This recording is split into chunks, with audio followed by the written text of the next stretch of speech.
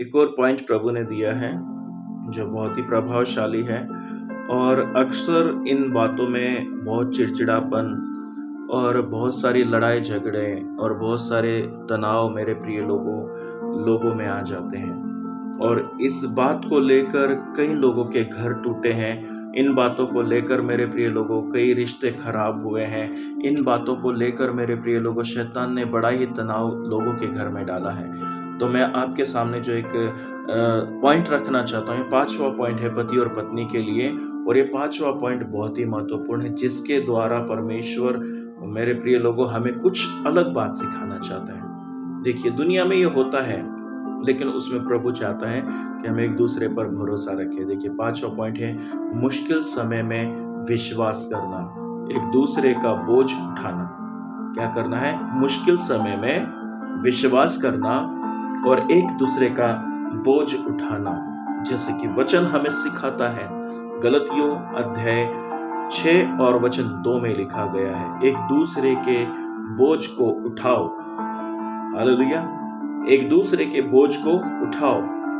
यदि पति और पत्नी स्ट्रांगली खड़े रहे एक दूसरे का बोझ उठाने के लिए, आपके घर को गिराने वाला कोई नहीं होगा। परमेश्वर ने हस्बैंड और वाइफ के लिए मुझसे वचन कहे मेरे प्रिय लोगों, और आप जब ये पॉइंट्स के अनुसार चलोगे तो आपका घर एक प्रभावशाली घर होगा।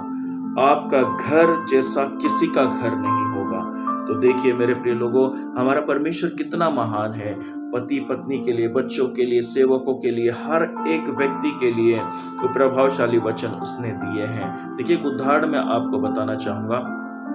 यदि घर में आर्थिक तंगी है, यदि घर में आर्थिक तंगी हो जाए या कोई बीमार हो जाए, तो एक दूसरे को मेरे प्रिय लोगों क्या करना है? दोष नहीं लगाना है, एक दूसरे को ताना नहीं देना है।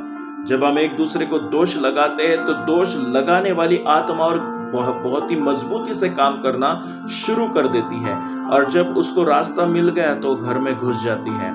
तो इन दुष्ट आत्माओं से बचें, इन दोष लगाने वाली आत्माओं से बचें। जब आप दोष लगाते हो तो सोचो क्या आपके अंदर काम कर रहा है। बाइबल का वचन तो कहता है मैं तुझ में बना रहूं, यानी कि वचन हम में बना रहे।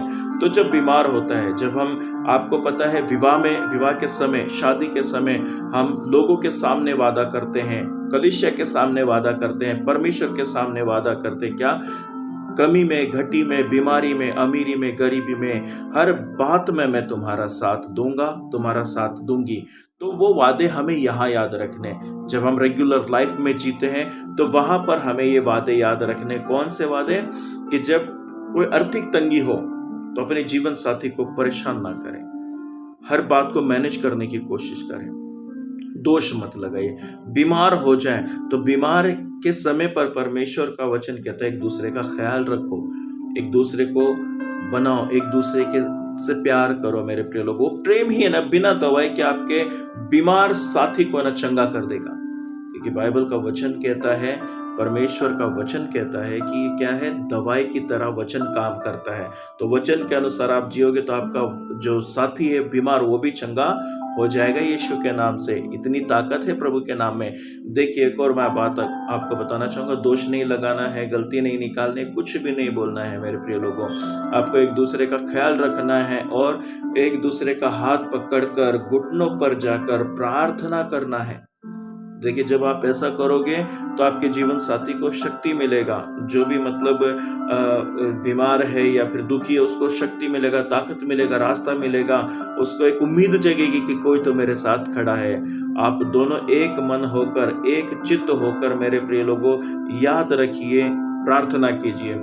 और याद रखिए, जिस नाव में आप सवार हैं, जिस नाव में पति और पत्नी सवार है, आपकी नाव में एक और सवार है जो हम सबका सहायक है, वो परमेश्वर है, वो हमारा प्रभु यीशु मसीह है। तो हमें वो ऐसा ही नहीं छोड़ देगा मेरे प्रिय लोगों। तो ये 5 बातें बहुत ही महत्वपूर्ण थी। और फिर से मैं एक बात दोहराना चाहूंगा जो मैंने शुरुआत में दोहराई थी। जैसे परमेश्वर हमारी गलतियों को माफ करता है, बार बार माफ करता है, बार बार माफ करता है, वैसे ही हम भी पति और पत्नी एक दूसरे के गुनाहों को, एक दूसरे की गलतियों को माफ करते हुए चले, क्योंकि इसी में परमेश्वर की आशीष हमारे घर में उतरेगी और हम बहुत लॉन्ग टाइम तक इस रिश्ते को निभा पाएंगे और बहुत ही अच्छा शैतान के सर को हम कुचल पाएंगे, क्योंकि वचन को हम पढ़ेंगे और सुनेंगे नहीं, बल्कि वचन को हम जिएंगे, वचन के अनुसार हम चलेंगे, क्योंकि हम उसकी पत्रियां हैं और वो परमेश्वर हमारा लिखने वाला परमेश्वर है। हालेलुया। तो परमेश्वर आप सबको आशीर्वादित करें। ये 5 पॉइंट जो बहुत ही महत्वपूर्ण है हस्बैंड और वाइफ के लिए, आप भी इसे सीखें और दूसरों को भी सिखाएं, आप भी इसे देखें और दूसरों को भी दिखाएं, शेयर करें। God bless you. परमेश्वर आप सबको बहुत बहुत आशीष दे। आमेन।